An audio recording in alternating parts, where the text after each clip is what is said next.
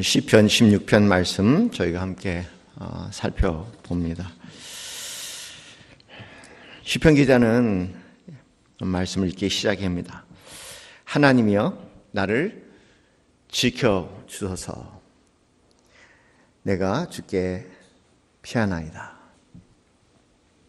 어떤 어려움, 어떤 큰 위기에 봉착하고 있는 것 같아요.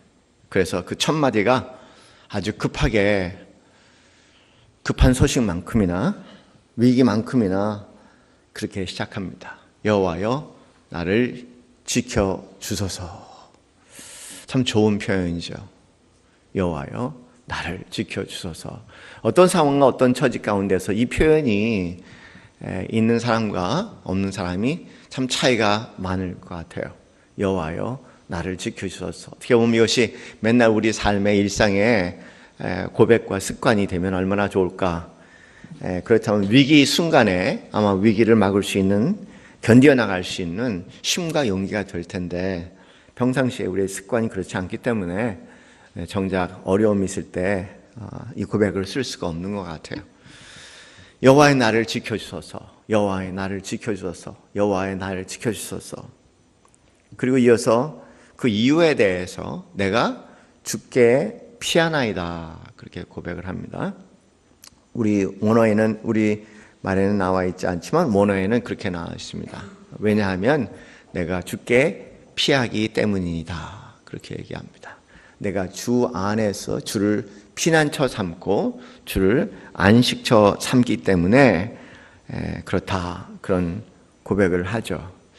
한번 생각해 봤으면 좋겠어요. 우리 진정한 피난처, 우리 진정한 안식처가 뭘까? 근데 이 시편 기자에게는 주가 자신의 피난처고 그리고 안식처라고 아주 분명히 단호하게 이야기를 하십니다.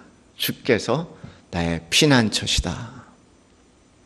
주께서 나의 피난처시다.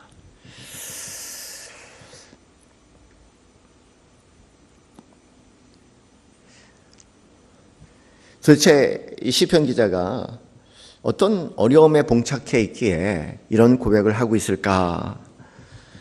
10절 말씀을 보면은 이는 주께서 내 영혼을 수월에 버리지 아니하시며, 이 표현을 보면은 뭐가 이 생사의 문제에 걸려 있는 것 같아요. 이 수월이라고 얘기한 것은 이제 죽음과 관련된, 죽는 사람이 가는 것을 수월이라고 얘기하니까 어떤 자신의 생사 문제와 연결된 그런 어렵고 힘든 일인 것 같아요. 생명의 문제가 왔다 갔다 할 수 있는 이제 그런 문제죠. 그런데 더 큰 문제는 가만히 보면은 또 하나의 이 순간에 부딪히는 위기는 그 4절 말씀에 기록이 되어 있습니다. 4절 말씀 보면은 다른 신들에게 예물을 드리는 자는 괴로움이 더할 것이라. 나는 그들이 드리는 피에 전제를 드리지 아니하며 내 입술로 그 이름도 부르지 아니하리로다 라고 고백합니다. 이런 생명을 위협하는 사실 이렇게 많지도 않아요, 그런 일이. 근데 우리는 대부분 이제 죽고 사는 일처럼 우리 삶에 일어나는 일들을 생각하는 것 같아요. 근데 사실 죽고 사는 일들은 그렇게 많지 않은데 우리의 습관은 큰 일, 작은 일, 그럴 만한 일, 죽고 살 일 이렇게 해서 구별이 안 돼서 우리는 대부분 보면 모든 일에 대해서 죽고 살 일처럼 받아들이는 습관이 있는 것 같습니다. 그러니까 여기서 나오는 것은 생명의 문제뿐만 아니라 그렇게 모든 일들을 인식하는 우리에 대해서 생각해 볼 수 있는데 이분이 느끼는 어려움은 뭐냐면 뭔지 모르게요. 하나님을 믿지만 그러나 그 하나님 말고 뭔가 붙잡고 싶은 것을 붙잡고 싶은 유혹을 느끼고 있는 것 같아요.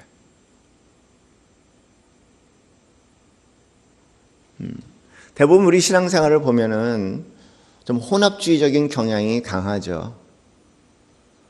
그래서 한편으로 우리가 하나님을 믿는다고 얘기하지만 또 한편으로는 내가 뭔가 붙잡고 믿는 것들이 있어요. 우리 신앙생활을 보면은 내가 하나님을 전적으로 의지한다고 얘기하지만 가만히 가만히 우리 자신을 살펴보면 우리가 느끼는 여러 가지 감정의 불편한 것들을 들여다보면 사실은 하나님을 믿고 있지 않아. 그러니까 우리가 근심하고 걱정하고 불안해하고 두려워하고 때로는 사느니 죽느니 싸우기까지 하지 않습니까?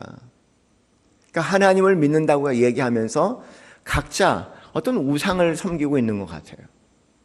그래서 그 표현을 대해서 여기 이 시편 기자는 다른 신들에게 예물을 드리는 자는 괴로움이 다할 것이라 그러면서 나는 그들이 드리는 피의 전제를 드리지 아니하고, 되게 보면 그 당시에 우상을 섬기는 사람들을 보면은 그 우상 신 앞에 피의 전제라고 해서 피를 흘리는 제물을 드렸죠.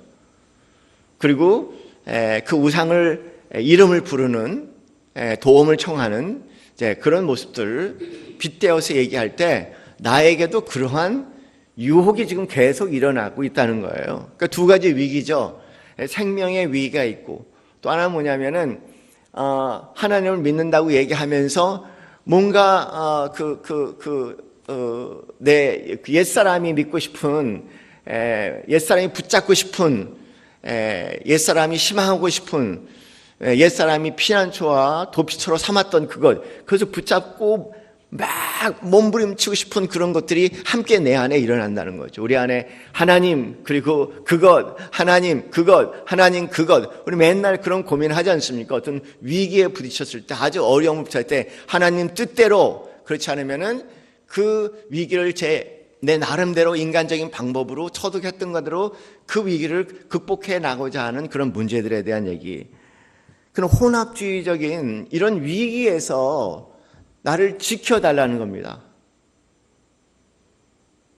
나를 붙잡아 달라는 겁니다. 나를 지켜달라고 얘기합니다. 왜냐하면 내가 주님 안에 피난처를 삼았기 때문입니다. 그렇게 고백을 하죠. 우리 안에 두 가지 마음이 항상 있어. 이거 없다고 얘기하면 안 될 거예요. 그렇죠? 우리 안에 늘 두 가지 마음이 있습니다. 늘 두 가지 마음이. 여기서는 한 번도, 여러분 어떤지 모르겠어요. 여기서는 한 번도 자유해 본 적이 없는 것 같아요. 내 뜻, 하나님 뜻, 내 뜻, 하나님 뜻. 근데 하나님 뜻, 내 뜻 알아도 정작 하나님 뜻대로 움직인다는 게 알아도 힘든데. 우리 그런 얘기 하지 않습니까? 흔들어 봐야지 안다고. 예를 들어서 모든 것이 고요하고 잠잠할 때는 진흙들이 다 가라앉잖아요. 그죠? 진흙물 같이 돼 있다가, 둘로 말끔하게 갈라지지만, 누가 와서 막 흔들면, 여러분이 흔들면 어때요? 막 흔들면은 다 일어나고 흙탕물이 되는 것 알잖아요. 사람은 흔들어 봐야 한다. 그렇다고 저를 막 흔들 필요는 없으시고, 하여간 사람은 흔들어 봐야 한다. 진짜 알려면 흔들어 봐야 돼. 인생이 그 사람을 흔들던, 누가 그 사람을 흔들던, 흔들어 봐야지 그 사람의 실체 모습이 나타날 수 있다. 그런 면에서 흔들렸다는 것은 나의 신앙의 진 면목을 알 수 있는 계기라고 얘기할 수 있겠고, 그런 면에서 내 자신을 정화시킬 수 있는 하나님 앞에 그런 계기가 될 수 있고, 그런 면에서 흔들리는 것, 흔드는 것, 흔들릴 때가 축복이다. 그렇게도 감히 이야기할 수 있겠죠. 그래서 내가 누구인가를 진짜 발견하는 시간이에요. 내가 진짜 누구인가를 발견하는 것. 그 자체가 때로는 괴롭고 힘들지만 그것이 차라리 더 축복일 수 있다는 겁니다. 야고보서 1장 말씀에 그래서 그렇게 말씀하시잖아요. 내 형제들아 너희가 여러 가지 시험을 당하거든 그렇게 얘기해요. 온전히 기쁘게 여기라. 진짜 나를 알 수 있는 계기라는 거예요. 내가 어느 자리에 있는지를 알 수 있는 계기라는 겁니다.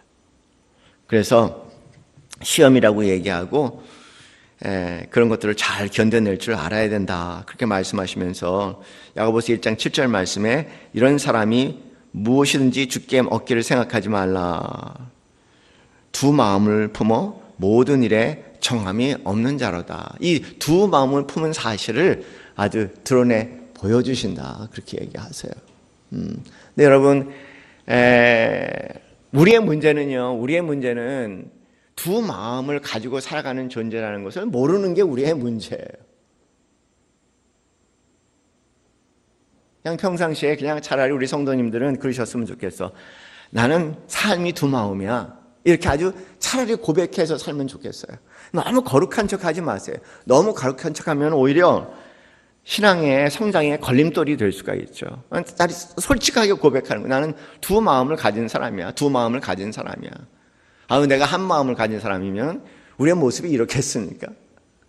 아니잖아. 차라리 두 마음을 가진 사람이다. 두 마음을 가진 사람을 즐긴다면 오히려 거기에는 희망이 있죠. 두 마음을 가진데 나는 한 마음을 가진 사람이라고 끊임없이 왜곡하고 착각한다면 거기에는 아무런 변화와 도움과 성장이 없을 겁니다. 그러니까 시험은 어떻게 보면은 그를 명확하게 가르쳐 주는 거야. 여기 지금 이 시편 기자가 그걸 지금 보고 있는 겁니다. 막 하나님을 흔들면서 내 안에 두 마음이 있다는 것을 보기 시작한 거예요. 네. 내 마음이 두 마음이 있다는 걸 보기 시작함. 이게 복이에요. 이게 복입니다.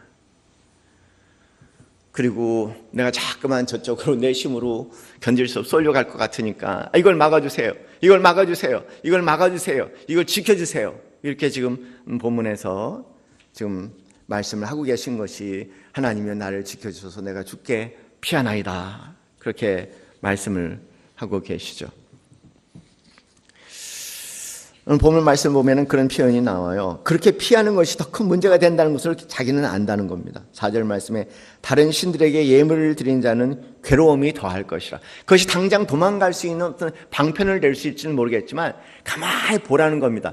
그렇게 도망가서 도대체 이렇게 내가 얘기하는 하나님 쪽이 아니라 내 마음이 기우는 쪽으로, 내 습관이 기우는 쪽으로 우상을 삼고 재물을 드리고 그리고 그 이름을 부를 때 그 결과가 어떤가 한번 이제는 삶을 들이켜 돌아봐라. 그 진짜 구원이었는가 한번 생각해 보라는 거예요. 진짜 그랬는가? 진짜 그랬는가? 오히려 그것이 더 큰 참담함을 가져오지 않았는가? 나는 그걸 안다는 거예요. 내가 전에 그렇게 해봤다는 경험이 나오는 것 같아. 그렇게 해봤는데 그것이 더 어려움을 가져올 것 같다. 더 어려움을 가져왔다. 그것이 길인 것 같지만 피하는 길인 것 같지만 알고 보니 그것이 더 큰 어려움을 가져왔다. 그런 일들이 있어요. 그런 일들이 있습니다. 그 얘기를 말하죠. 흔히 얘기해서 한때 제가 많은 축사 사역을 할 때 만난 분들이 뭐냐면 이런 어려움이 있어갖고 그래서 이제 무당을 만나서 이제 이런 구술하면서 그러면서 이제 이 애군을 풀어나가려고 굉장히 애썼던 사람들 참 많이 만났어요. 축사 사역을 하면서. 그런데 제가 그분들과 이야기를 나누고 이렇게 저렇게 영적인 대화를 나누는 과정 가운데 아주 분명하게 발견한 것은요. 항상 그렇습니다. 구술할 때 맨 처음에 굿은 싸. 두 번째 굿은 비싸. 세 번째 굿은 더 비싸. 네 번째 굿은 더 비싸. 돈 있으면 아주 모든 것을 다 탕진해서 마지막 굿까지 해야 돼요. 뭐라고 얘기했냐면요. 이런 집안에 문제가 있어 구술해야 되는데 구술해. 그러면은 좀 나아지는 것 같아. 그런데 또 큰 문제가 생기는 거예요. 그래서 찾아가서 구술했는데 왜 이런 문제가 생깁니까? 그러니까는 그 귀신은 힘이 좀 약해서 더 큰 신을 불러야 되니까 더 큰 신을 부르려면은 그만큼 뭐 해야 돼요? 돈을 더 많이 내야 되는 거예요. 그래서 큰 귀신을 불러서 작은 귀신을 쫓아내고 그 귀신은 더 큰 귀신을 불러서 쫓아내니까 귀신을 부를 때마다 돈은 더 들어가는 거예요. 그래서 계속 이렇게 하다 보면 패가 망신하는 집안들 참 많습니다. 그런 유사한 비유를 얘기할 수 있을 것 같아요. 여기 지금 이 시편 기자는 그 비밀을 아는 것 같아. 한번 생각해 봐야 돼요. 정말 내가 이게 살 길이고 피할 길이라고 말하고 얘기하고 몸부림쳤는데 지금 그 수많은 과거의 경험들을 돌이켜볼 때 그것이 진정 살 길이고 그것이 진정 피할 길이었냐는 거죠. 오히려 그래서 더 큰 어려움은 없었냐는 거죠. 아니었다는 거예요. 이분의 그 경험은 더 큰 어려움을 가져왔다는 겁니다.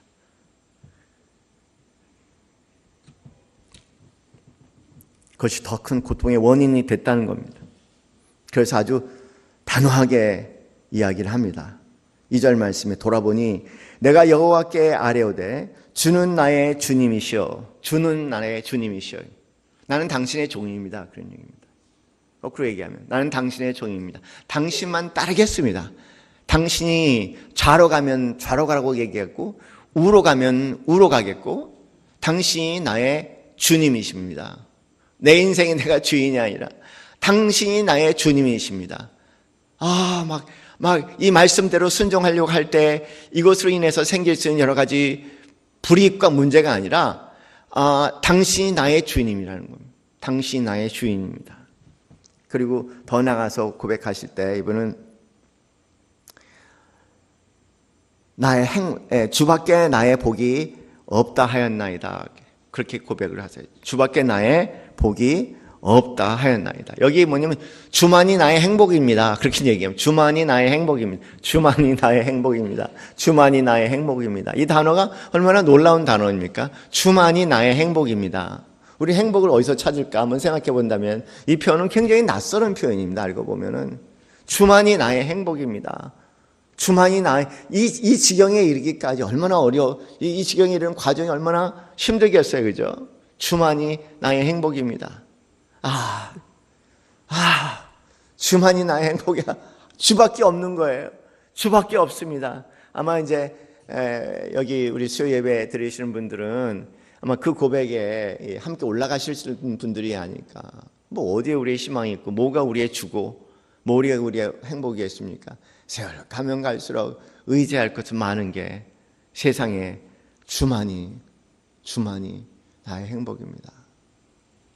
어떻게 보면은 하박국 3장 17절 이하 말씀에 비록 무화과 나무가 무성치 못하고 포도나무에 열매가 없고 감람나무에 소출이 없으며 밭에 먹을 것이 없으며 우리의 양이 없으며 외양간에 소가 없을지라도 나는 여호와로 말미암아 즐거워하며 나의 구원의 하나님으로 말미암아 기뻐하리라. 아마 그 표현이 이 표현 안에 들어가는 거예요. 주만이 나의 기쁨입니다. 주 밖에는 나의 행복이 없습니다. 이거요, 이 표현. 주 밖에는 나의 행복이 없습니다.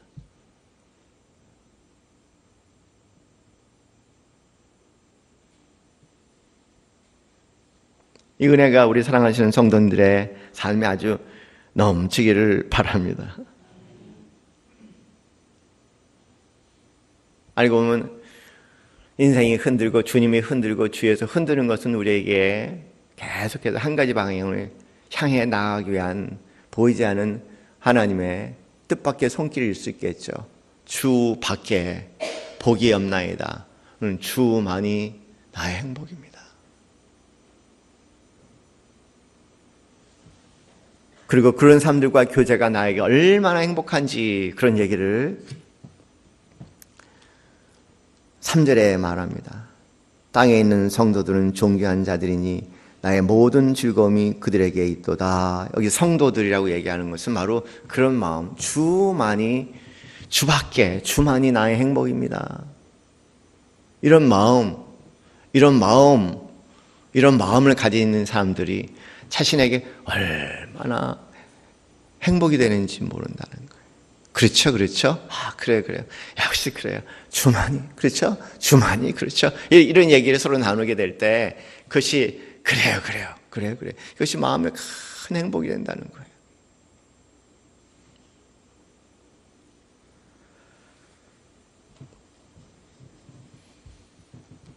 그러면서 더 큰 믿음의 고백을 합니다.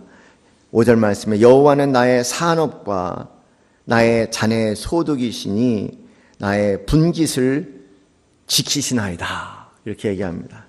흥미로운 것은 이제 학자들 간의 이 시편 16편의 말씀이 이 기록한 사람이 분명히 레위 지파의 한 사람일 거라는 것에 대한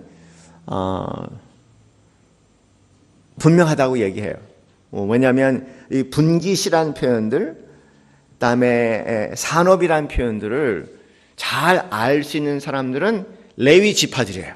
여러분 이스라엘 백성들이 가나안 땅에 갔을 때 그 지파대로 땅을 나누잖아요. 그렇죠? 땅을 나눴는데 그래서 이제 유다 족속은 유다 족속에 땅을 줬고 베냐민 족속은 베냐민 족속에 줬고 열 부족은 땅을 다 줬는데 땅을 안 준 한 부족이 있어요. 무슨 족이요? 레위족이요. 레위족은 땅을 안 줬어요. 왜냐하면 너의 분깃은 누구라고요? 너의 몫은 하나님이라 그랬어요. 그 표현입니다. 그래서 여기 분명히 이 고백을 하신 이 시편 16편을 쓰고 계신 분이 레위 족속 중에 레위라는 거예요. 그러니 이런 얘기를 할 수 있다는 거예요. 우리에게는요, 하나님이 우리의 목이에요. 하나님이 우리의 이 잔이라고 얘기하는 것은 여러분 잔은 축배를 얘기하는 거거든요. 그러니까 하나님이 우리의 황홀한 기쁨입니다. 우리를 그렇게 지정해 주셨습니다. 그들은 땅을 가지고 농사를 지고 갔지만 우리는 그냥 하나님이 나의 기쁨이고 하나님이 섬기는 이들이 우리가 나누는 것만이 우리의 목이라는 겁니다. 그 신앙 우리도 가졌으면 얼마나 좋겠어요. 하나님이 나의 목입니다. 그러면 더 나가서 뭐라고 얘기하시냐면 본문 말씀에 나의 분깃을 지키나이다 그렇게 얘기합니다. 분깃. 여기 분깃이라는 것은 흥미로운 표현이죠. 여러분 땅 나눌 때 어떻게 나눴죠? 여호수아가 땅을 나눌 때 이것저것 따지고 합리적으로 너는 여기 가라, 너는 여기 가라 이렇게 안 했죠, 그죠? 이렇게 안 하고 땅을 정해놓고 어떻게 뭘 했습니까? 여러분 주사위를 던진 거예요. 주사위를 던진 겁니다. 너무 우스운 얘기예요, 이게. 주사위를 던진 겁니다. 아무 얘기도 없어. 그냥 주사위를 던진 거예요. 주사위를 던지고 주사위 던진 대로 나온 그 땅을 자신의 분깃으로 삼았다는 겁니다. 우리하고 너무 다르죠. 우리하고 너무 다릅니다. 그러니까 나의 분깃을 지키나이다라는 것은 무슨 일이 어떻게 일어날지는 모르겠지만 하나님께서 주시고 허락하시는 것을 그냥 아멘 그리고 감사함으로 헤아려 받겠다는 겁니다.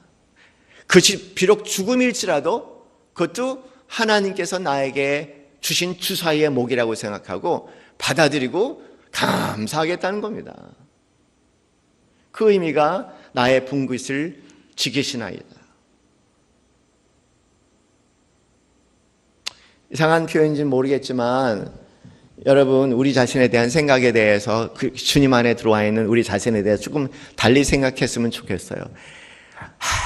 내가 이렇게 했으면 저렇게 했으면 좋았을 걸 이런 거 다 잊으시는 성도님들 되시기 바랍니다. 나는 이해하지 못하지만 혹시 알아요? 하나님 나라에 더 큰 상급이 있을 줄? 하여간 나는 이해되지 않지만 하여간 하나님께서 내 삶을 여기까지 인도해 주신다. 감사합니다. 제가 최근에 만난 시인 중에 한민복 씨라는 분이 계세요. 제가 이분에 대해서 좀 특별한 마음을 갖는 것은 뭐냐면 시를 사랑하는 마음, 그 다음에 특별히 인간의 아픔과 고통 그 가운데 함께 앉아서 그 인간의 아픔과 고통과 슬픔과 그 외로움을 그냥 그 자리에 앉아서 처절하게 읊어내서 그런 자리에 있는 사람들의 마음에 온통 위로를 주는 사람이에요. 얼마나 인생으로 얘기하면 세상 사람들이 얘기할 땐 지리지리 못 사는지 늘 강화에서 강화 총각으로 살다가 50줄에 40난 제자 만나서 결혼한 사람이에요. 참 세상 물정 모르는 오로지 시 그리고 그 시를 통해서 사람들의 아픔을 함께 공유하는 그런 순수한 분인데요. 참 이분처럼 예수를 믿으면 어떨까? 그런 생각을 갖게 하는 거예요. 살 수 있을까? 그럼 나는 몬탕 바보라고 들을 텐데. 그럴 정도로 참 순수하게 시를 그런 마음으로 하나님을 사랑하는 마음은 어떤 것일까를 생각하게 해보는데요. 그분이 쓴 시 가운데 그런 시가 있어요. 긍정적인 밥. 그렇게 얘기합니다. 긍정적인 밥. 그 긍정적인 밥에 이렇게 얘기합니다. 시 한 편에 3만 원이면 너무 박하다 싶다가도 쌀이 2마리인데 생각하면 금방 마음이 따뜻한 밥이 되네. 시집 한 권에 3,000원이면 든 공에 비해 헐하다 싶다가도 국밥이 한 그릇인데 내 시집이 국밥 한 그릇만큼 사람들 가슴을 따뜻하게 덮어줄 수 있을까 생각하면 아직 멀기만 하고 그마저도 감사하네. 시집 한 권 팔면 내게 300원이 돌아온다. 박리다 싶다가도 굵은 소금이 한 대박인데 생각하면 푸른 바다처럼 상할 마음 하나 없다. 예수 믿는 사람은 좀 요 정도는 돼야 되지 않겠어요? 우리가 얼마나 형편없이 예수님 믿는지 한번 생각해 봐야 할 것 같아요.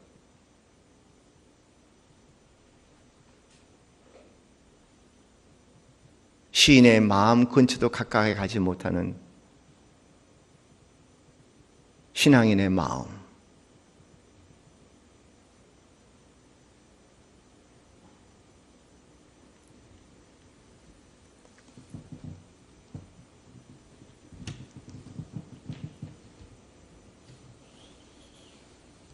나에게 주어진 분깃에 대해서 이렇게 저렇게 감사할 수 있는 사람. 그것이 하나님께서 이해는 되지 않지만 지금 나에게 허락하신 것이라고 생각하고 그 안에 감사를 찾아낼 수 있다면 그마저도 참 벅찬 것이라고 생각할 수 있다면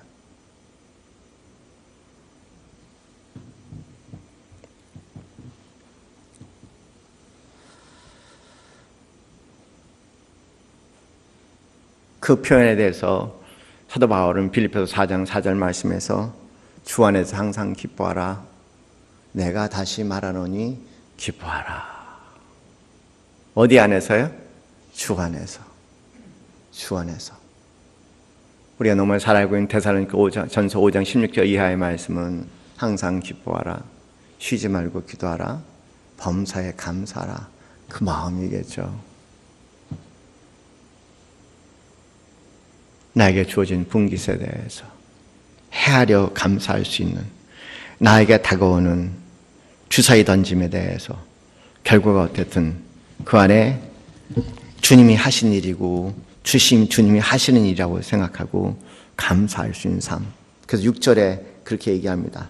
내게 줄로 재어준 구역은 아름다운 곳이 있으며 나의 기업이 실로 아름답도다.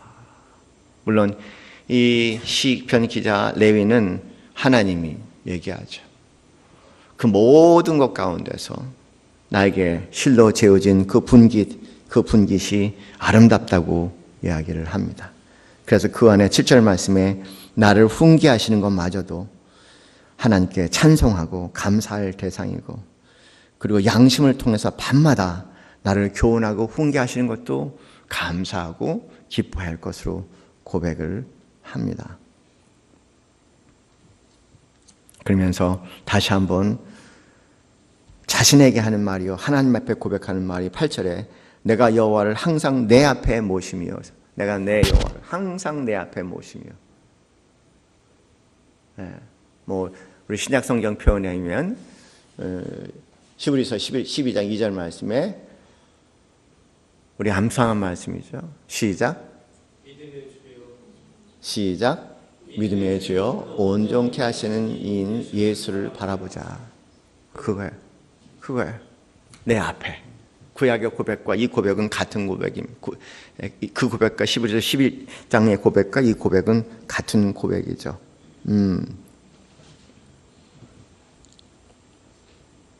여호와를 항상 내 앞에 모시며 그가 나의 오른쪽에 계심으로 내가 흔들리지 아니하리로다. 그래서 그 안에서 마음의 기쁨이 있다고 얘기하고 영혼의 즐거움이 있다고 얘기하고 그 안에서 육신의 안전함도 함께하고 있다는 신비로운 이야기를 하고 계십니다. 더 나아가서 10절, 11절 말씀 보면은 죽음에 이를지라도 그래도 그 안에 세상에서 알 수 없고 줄 수 없는 그런 기쁨과 영원한 즐거움이 있다고 그렇게 고백을 하고 있죠. 어느 목사님이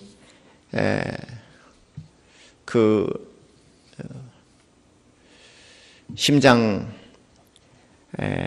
문제로 인해서 심장 판막증으로 인해서 수술하지 않으면 곧 죽을지도 모른다는 성도의 얘기를 듣고 기도하는 중에 아들 내외가 와서 마지막으로 신방을 해달라는 뜻밖의 얘기를 합니다. 그래서 얘기를 들었죠. 아니 마지막이라니. 그랬더니 어머님이 어려운 형편에서 우리 가족이 1,000만 원 심장 수술비 1,000만 원을 준비했는데 어머니 이거 갖고 수술합시다 그랬더니 어머니가 야, 내 나이가 80이야. 육신의 생명이 남았으면 얼마나 더 남았겠냐. 수술 안 해. 차라리 그냥 하나님 앞에 가고 싶다. 그렇게 얘기를 하시더래요. 너희 정성은 고맙게 받겠지만 차라리 그 돈으로 심장의 문제에 있는 아이들을 수술시켜줘라. 나는 살 만큼 살았다. 그렇지 않으면 교회에 헌금했으면 좋겠다. 그렇게 아들이 와서 얘기를 하면서 언제 돌아가실지는 모르겠지만 임종 예배를 드려드리라고 하더래요. 목사님이 기도하다가 신방하시면서 이제 기도 막 이러니 막 아멘 하려고 했는데 이야기를 들으니까 정말 신방하고 싶은 거예요. 이 권사님의 이야기를 듣고 싶은 거죠. 그래서 며칠 후에 신방 예배인지 위로 예배인지 회복 예배인지 임종 예배인지 하여간 복잡한 마음으로 목사님이 가셔서 아들의 하신 말씀을 듣고 왔습니다. 그랬더니 예 그렇게 말씀하시면서 그 어머님이 하신 말씀이 그대로 이렇게 기록이 됐습니다. 하나님이 어디를 가든 함께 하시기에 이 세상도 좋지만 하늘나라에 가는 게 더 좋아요. 구주시며 제게 영원한 생명을 주신 분이 계시잖아요. 젊은 나이에 혼자 돼서 주님 바라보며 아들을 키우며 이제 그 아들 잘 키워주셨고 아들 결혼해서 손주까지 다 보았으니 80 나이에 어떻게 더 살고 싶은 미련이 있겠습니까? 가겠습니다. 기도해 주세요. 굉장히 혼돈스럽지만 마음의 도전을 받고 그리고 은혜를 경험한 목사님이 그렇게 기도하셨습니다.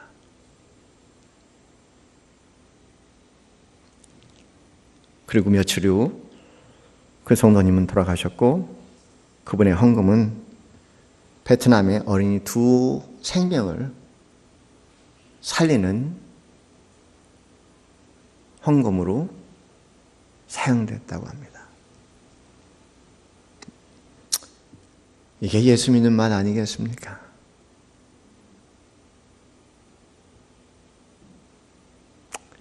(80) 살면 갈 준비합시다.